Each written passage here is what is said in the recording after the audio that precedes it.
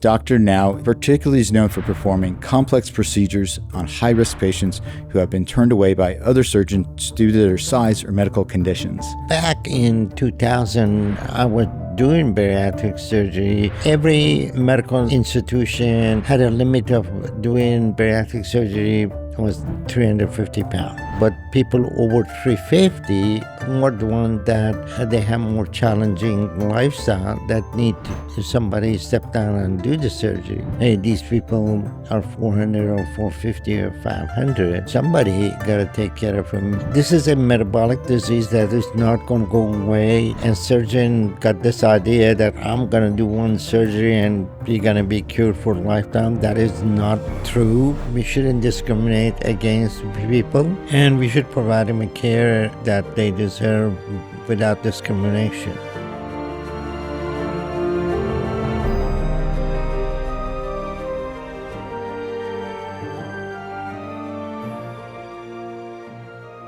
Dr. Younan Nowzaradan, widely known as Dr. Now, is an internationally recognized bariatric surgeon, author, and television personality.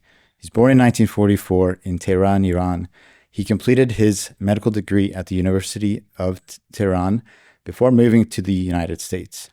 He trained in surgery and then later specialized in vascular and bariatric surgery. Dr. Nowzaradan has practiced in Houston for over 5 decades, pioneering minimally invasive surgical techniques in weight loss surgery. He's board certified in surgery. He particularly is known for performing complex procedures on high-risk patients who have been turned away by other surgeons due to their size or medical conditions. In addition to his surgical work, Dr. Nowzaradan became a household name through the TL series My 600-Pound Life, where he has helped hundreds of patients lose weight and transform their lives.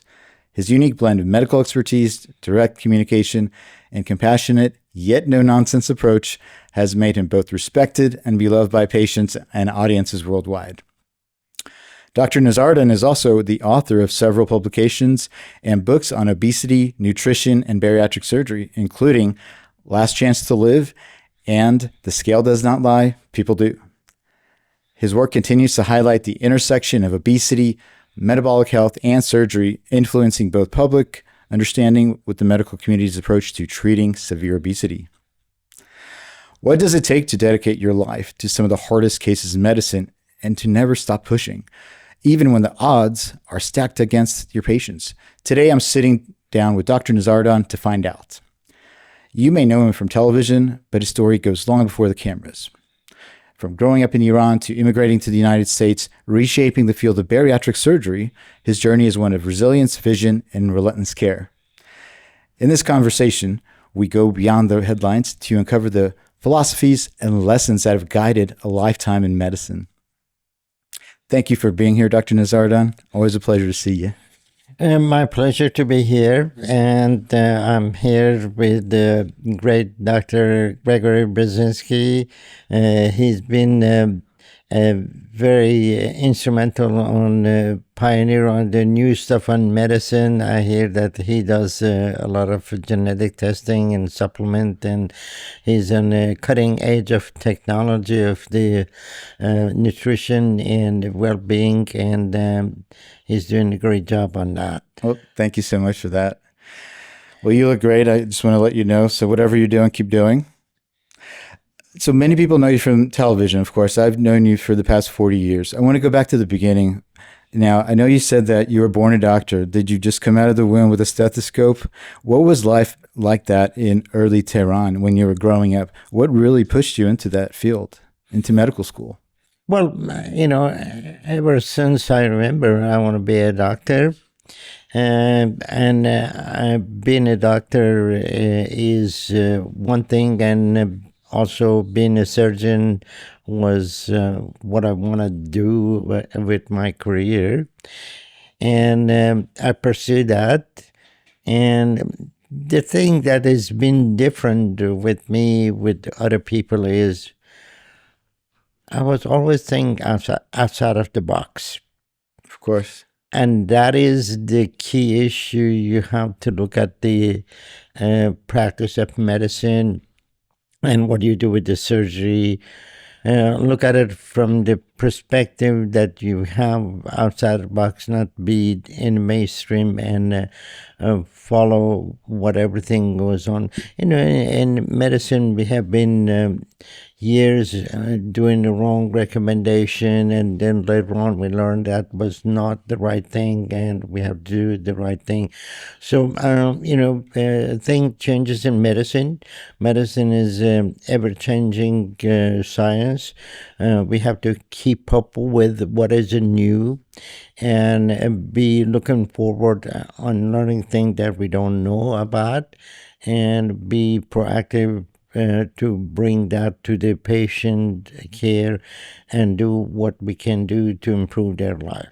So it's the art of medicine, essentially, and curiosity. I imagine you've always been curious, right?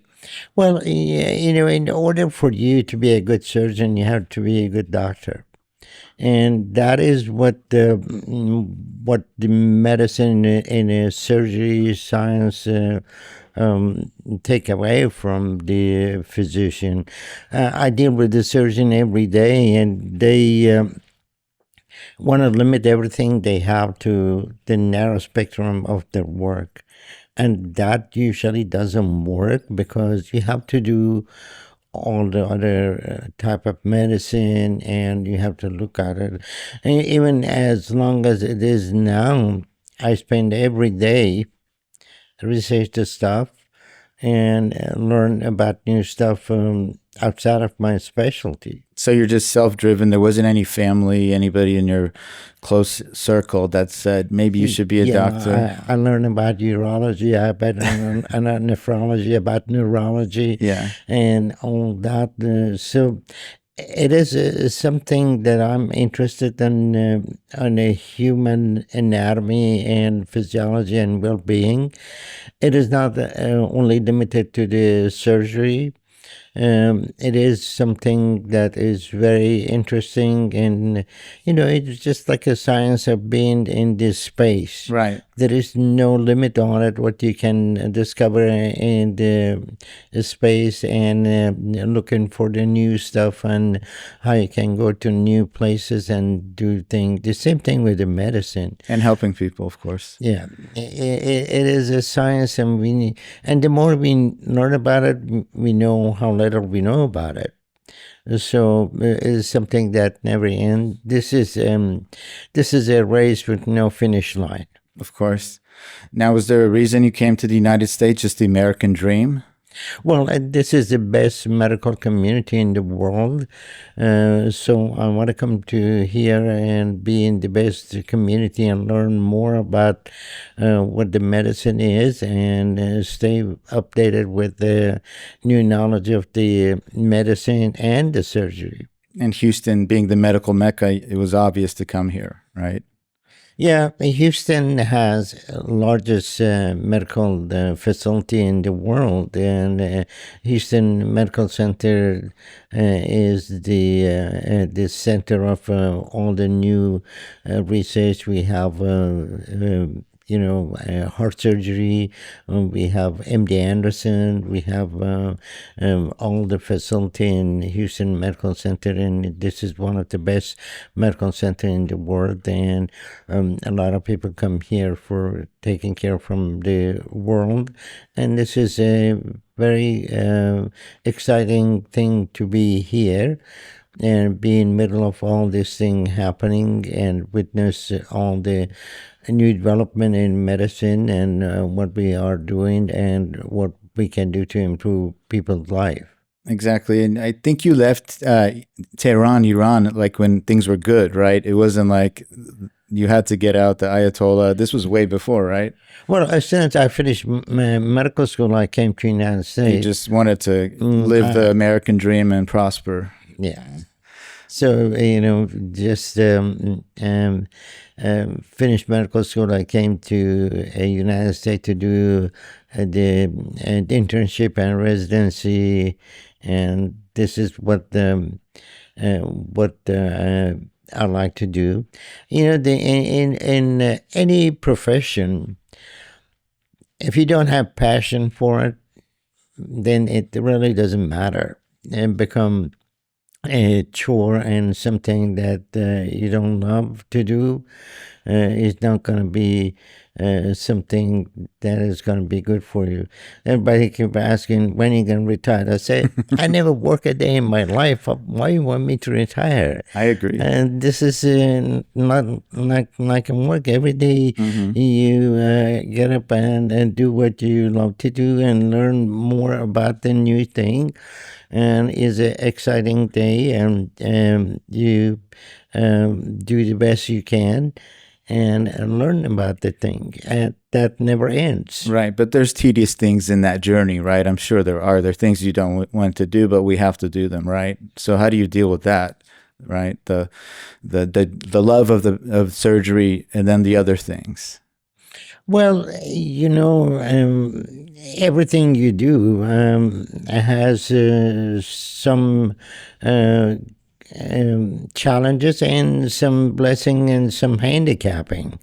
So you have to balance that with what you do in your life and with your career, and be happy with what you're doing. So then we first started in general surgery, and then you moved into vascular, and then bariatric. Tell me about that journey. What prompted you to choose those areas? You could have done anything, right? Neurosurgery, orthopedics. Why that area? Well, all that is started when I did my residency. Initially, I wanted to do cardiovascular surgery. And then I came down to Houston. I worked with Dr. Cooley for a year. And at that time, I realized that the cardiovascular surgery was very invasive. And there were changes that non-invasive technology is going to emerge at that time. I saw the future that the surgery, it was going to change to minimally invasive cardiovascular surgery. So I didn't see a future So stents. on doing cardiac surgery. So I stayed with the vascular and general surgery. And part of general surgery training that we did was weight loss surgery. So that is all being in one umbrella of my practice doing that.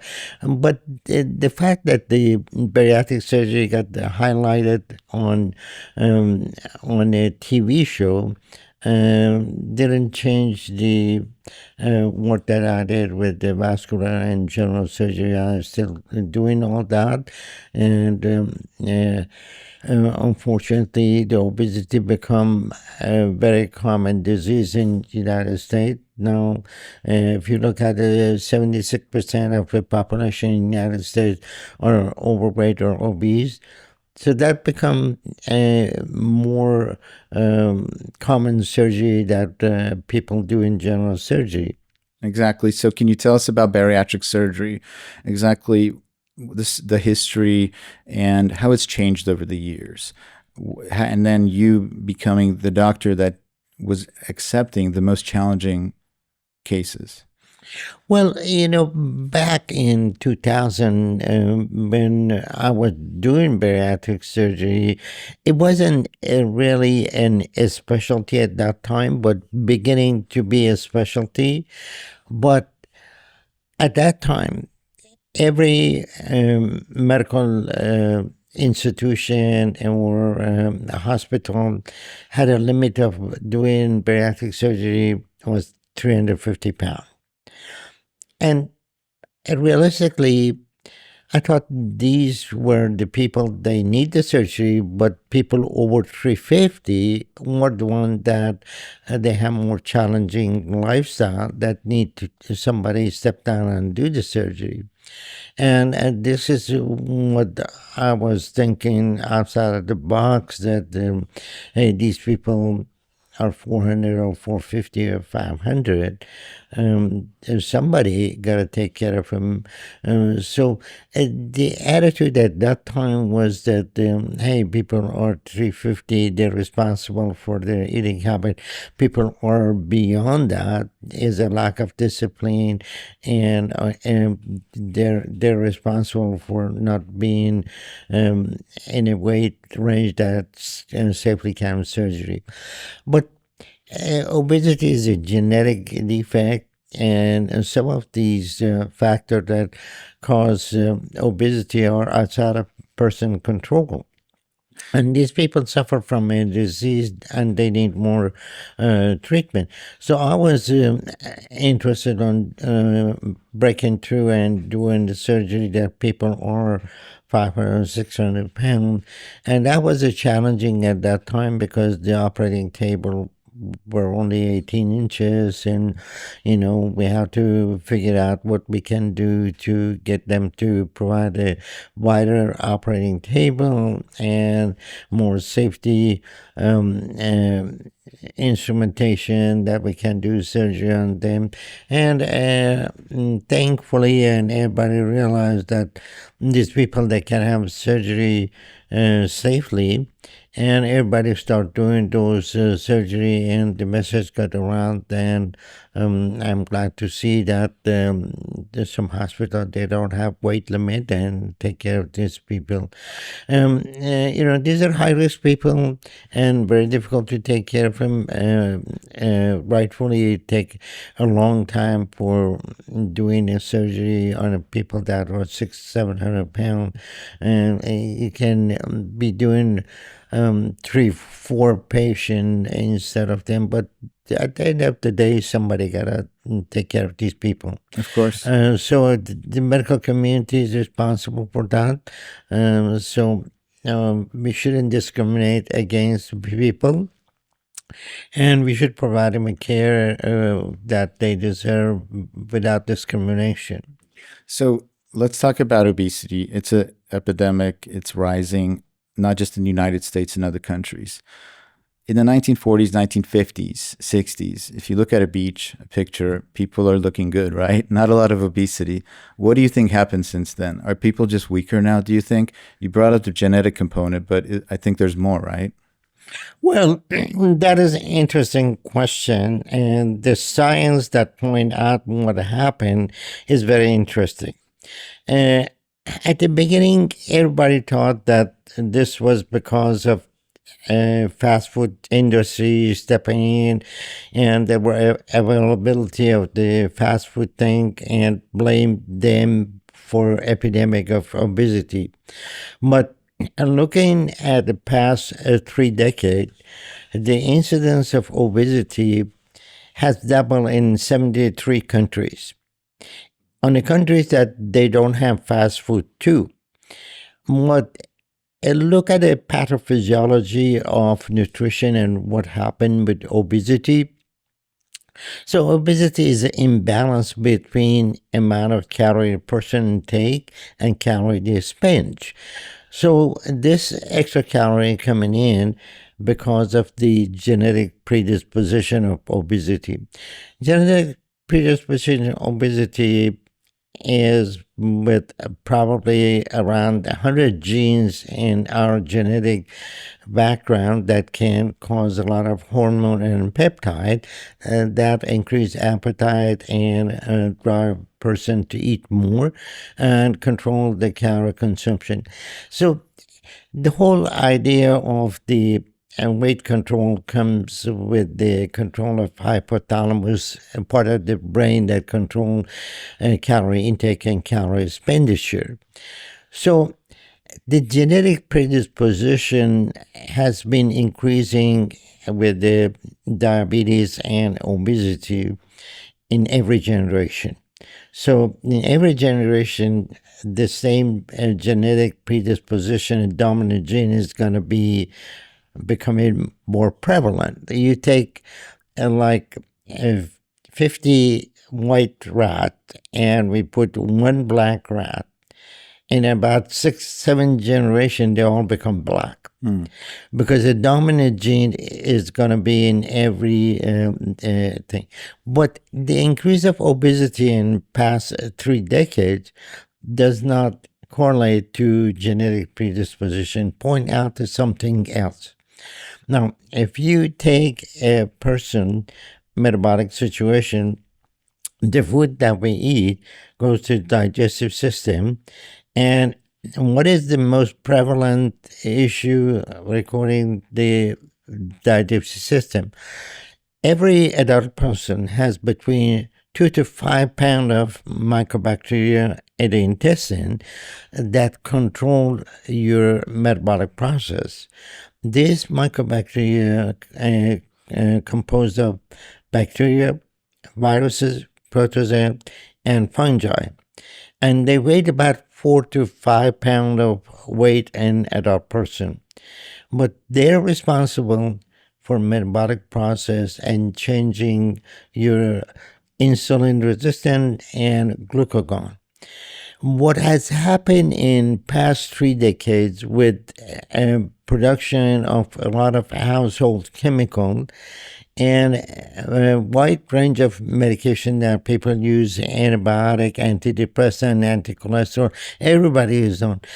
The use of those household chemical and chemical that we take in the medication has altered the metabolic flora of the bacteria in the bowel.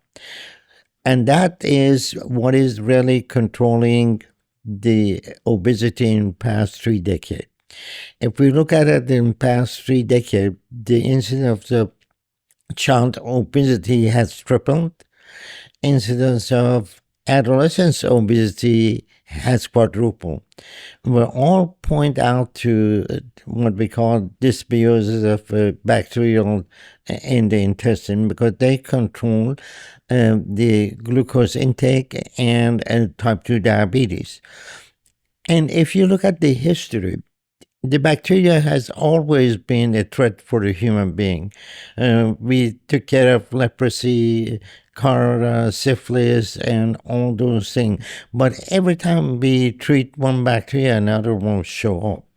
And look at the HIV for the first time came in 1981, and then COVID came in 2000.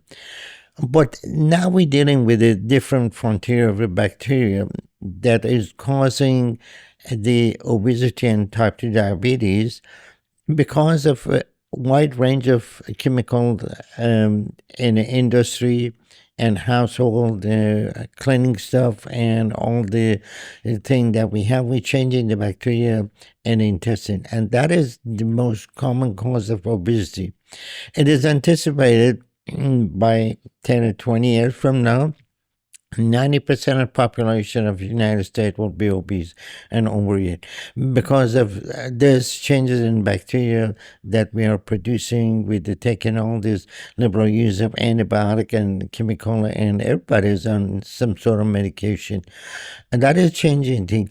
The recent showed the transplantation of the bacteria from the lean person to the heavy person can change their weight. And if you take it, what will be the future of treatment of obesity will be a chemical changes with oral medication that will change mycobacteria of the intestine. And if we are able to do that, and that will be a global treatment for obesity. Do you do gut analysis on patients? Well, you take like metformin. Mm-hmm. It alters the gut flora. Alter the mycobacteria of the intestine. So I think some sort of modification of metformin can be successful in changing mycobacteria of the intestine, and that may be something in the horizon. And that's one of the common causes that metformin causes diarrhea too. So I think it's not that the GLP-1 agonists are going to be successful in the long term. And these medication temporarily suppress the glucagon production, but if you stop them, then the effect goes away and everybody gain weight. So that's not going to be a really productive thing. I think the answer will be all the research that will change the microbacteria of the gastrointestinal system to the point that they're not going to be obesity genetic. So right now, all the bacteria that we got produce short chain the fatty acids, like butyrate. and those will increase the risk of obesity in the person. So we're dealing with some new generation of the bacteria that will shorten our life, and it's estimated that average life of an American in 5 years, or maybe next couple decade, will reduce at least 5 years in longevity. So we're dealing with a silent bacteria in our system that used to be um, helpful bacteria for developing our immune system.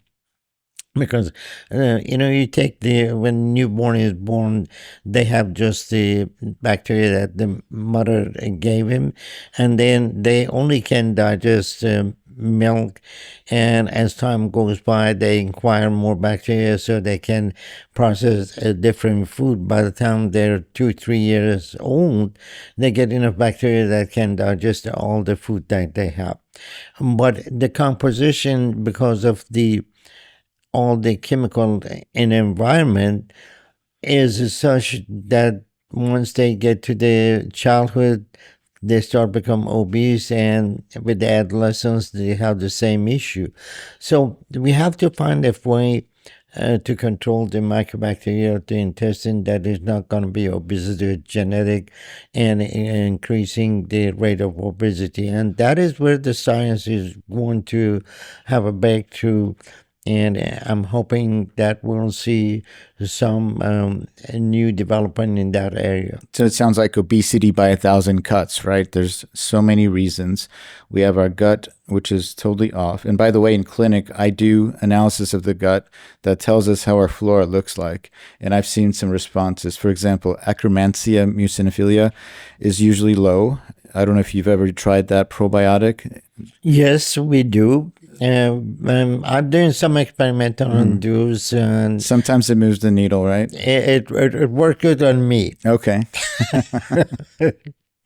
So, you have to really understand what the pathophysiology of disease is and what is the treatment. And so, with all the metabolic disease and metabolic surgery and bariatric surgery that we have, we have to pay attention that bariatric surgery does not change the genetic predisposition, does not change the microbacteria of the intestine, just temporarily will reduce the eating habit and the volume that we can eat. Because I've seen patients that have had the gastric bypass and they regained it all, right? So this is usually a late line treatment. It shouldn't be a first line treatment. So there's so many. One type of obesity is one type of obesity, right?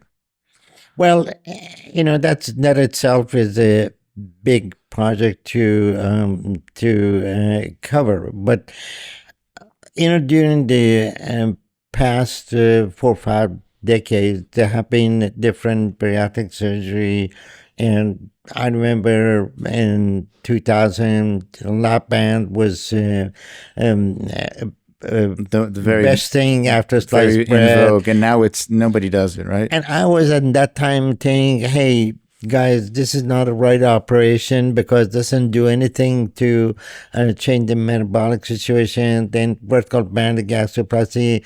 Now there is a SADI or duodenal switch. But at this point, I think we are making some mistake on this type of surgeries that we regret it 5 or 10 years from now, because This is a metabolic disease that is not going to go away.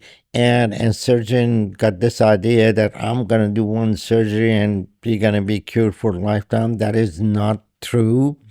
And the effect of surgery is going to fade away in 4 or 5 years. And we'd be naive to think that one surgery is going to be a cure for the person. And we need not to do this very aggressive weight loss surgery because there is no potential for revision for them.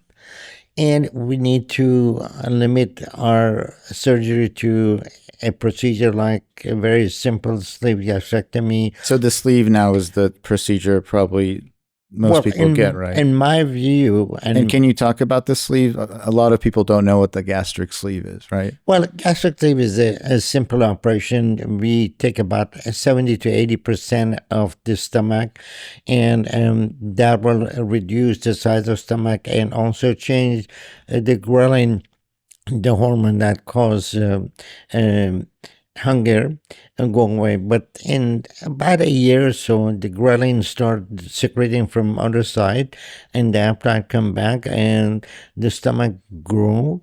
And in 4 or 5 years, they have the same challenges they had before, and they have to change their eating habit. But then there is a potential to convert that to gastric bypass or second operation that will give them more opportunity. And that will be something that we should consider, especially if we are doing a surgery on adolescents. We should not do a procedure like gastric bypass or do not switch that.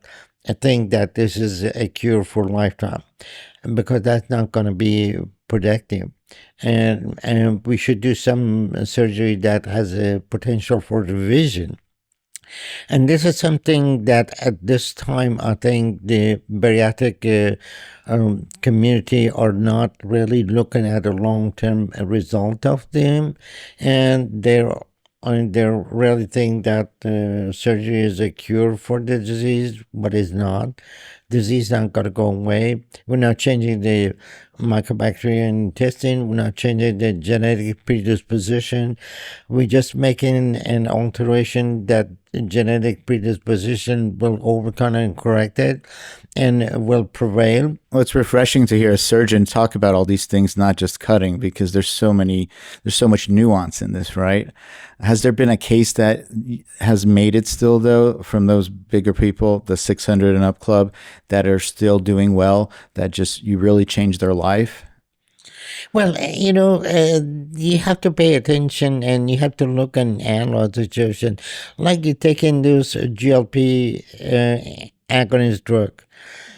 I use them on those people 600 pounds. Mm-hmm. Had no effect on it. And the best effect of these drugs are on people that are 20 to 30 pounds overweight. Pleasantly plump. They will get a really huge step down and lose appetite. But you take somebody that's 600 pounds and give them the GLP-1 agonist, you see absolutely no effect from them. So we have a comfort crisis, would you say? Well, that's a secondary to what we got.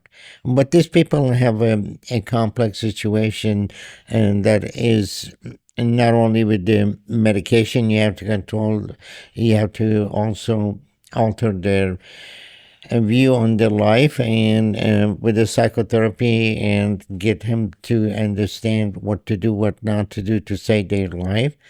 They may not see that as a good option for him. Some of them, no matter what you do, they will continue self-destructive behavior, and you're not going to be able to change that. Sure. Now, let me give you a little pushback, okay? Because there are a few countries out there that don't have obesity, right? Cuba, North Korea just come to my mind, right? Genetically, we're the same human beings, right? Now, there's food insecurity there, I imagine. But can you explain to me how that theory is still true, what you're saying? Because there are not a lot of obese people in Cuba, right? Is what? There are not a lot of obese people in Cuba. In Cuba, the people are thin, right? Overwhelmingly, I think. Well, Maybe the Communist Party members, you right? don't find a lot of fat people in concentration camp either. Right. So you're saying it's a concentration camp, I guess, right? Well, but that in a free society doesn't work. Right. But what about the hyperpalatability of all the foods we have? Because I go to the H-E-B shopping center not too far from my office. I see a ice cream place, another store that's selling huge cookies that have enough sugar for maybe a week at least. There's a popsicle luxury place where they have $7 popsicles, and then there's a smoothie place, and the list goes on. There's a all-you-can-eat buffet, right? So, what do you think of that, though? Well, I mean, you have to make a choice in your life. Okay. Every weekend I go to this pastry and look at all the pastry, but I never buy them. Okay. So, this is a decision you have to make. Where are you going to draw the line, and what are you going to be your decision when you're going to pick and choose?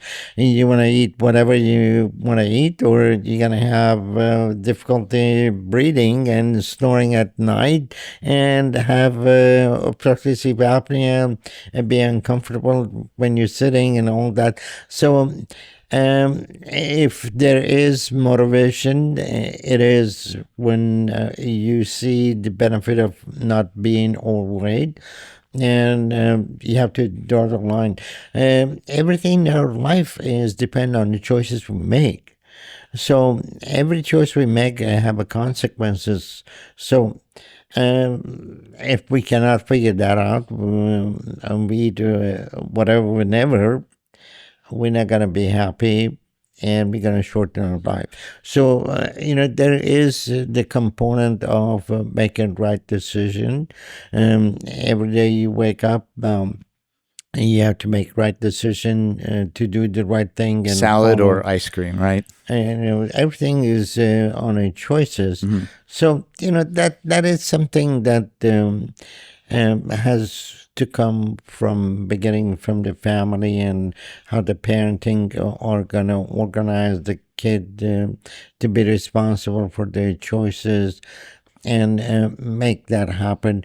So in a free society, limiting the size of the drink or making taxation a thing does not alter the behavior, rate of obesity. Yeah. That is the way that the treatment of obesity is not going to work. That never worked for the alcohol, never worked for tobacco, and not going to work for the food either. Food is necessary part of your survival, but there is a limit, and how you're going to balance that is going to be up to us to learn to take care of our body. If somebody tell you only have one car in your lifetime, you got to take care of it so it can last as long as you do.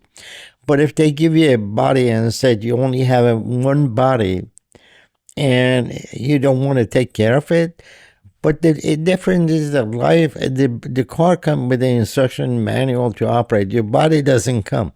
That is your responsibility to learn. And what you're doing, you're learning about those new stuff and implementing for your patient. And that's a responsibility of a human being to learn about their body and take care of it. And you're the one that you're going to coach them how to do that. But ultimately, they're going to have to make that decision. Exactly. So we talked about genetics. We talked about the gut biome. Now, what about epigenetics, right? Because that also plays a role in obesity. Can you talk about epigenetics? Well, epigenetic is behavioral that is going to alter how the gene respond. And you get an epigenetic of people that the parents are fat, the kids are fat. You see their behavior, how it changes the epigenetic of their behavior. So these can be transmitted to the next generation without altering the gene.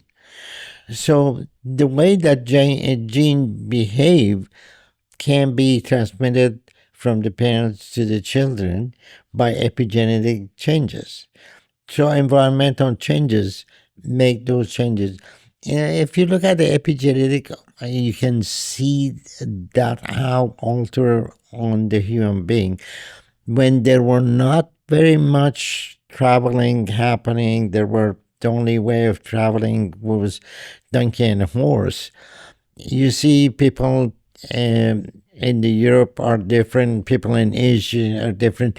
That is epigenetic factor that changed the appearance of the people in different region, because for decades there were no traveling, and all the epigenetic in one area got them have the same feature in the same geographic area.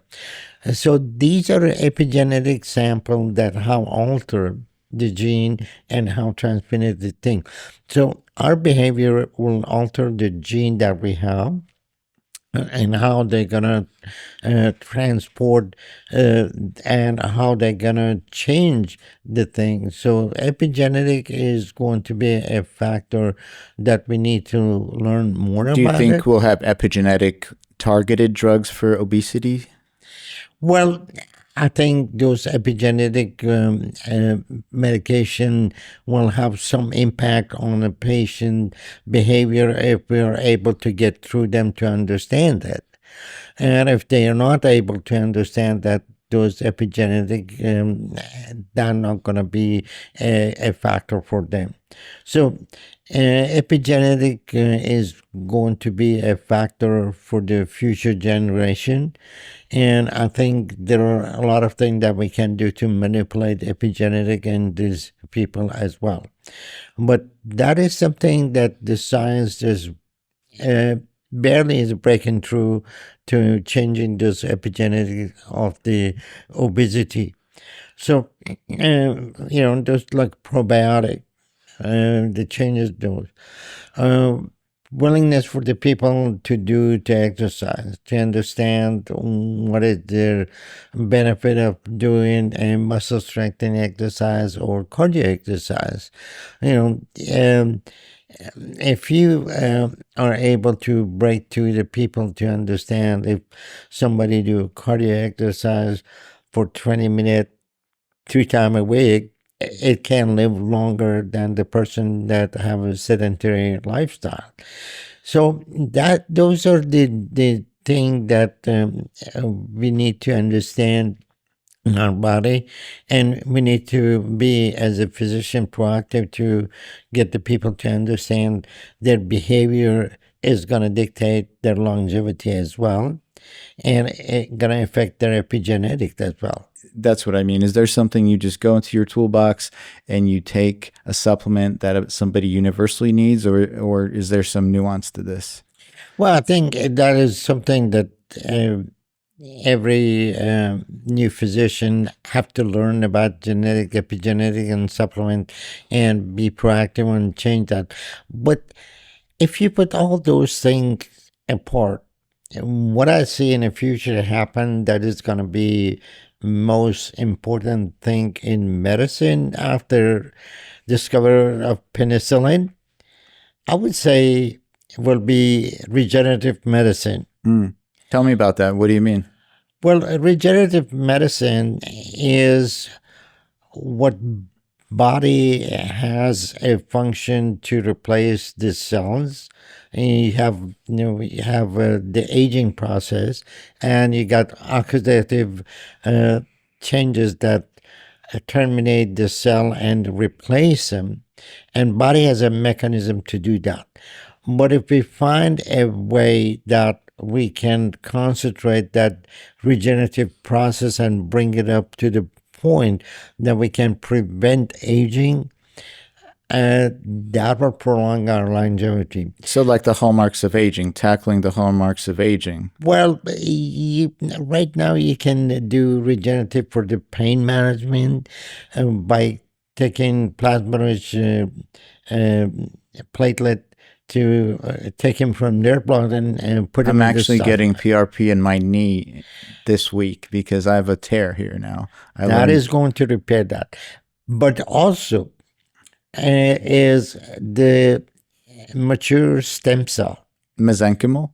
Yeah, that can be developed from fatty tissue, and those that can replace the lung tissue, they can replace the heart tissue, they can replace the joint.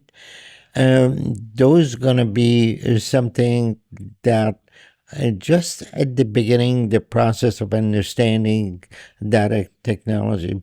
But that technology, if we have enough research to understand it, is going to be as important as penicillin was in medicine. So basically, we'll have organ regeneration technology printed, hopefully, a new liver, things like this. That is the important thing. When do you think we'll get there?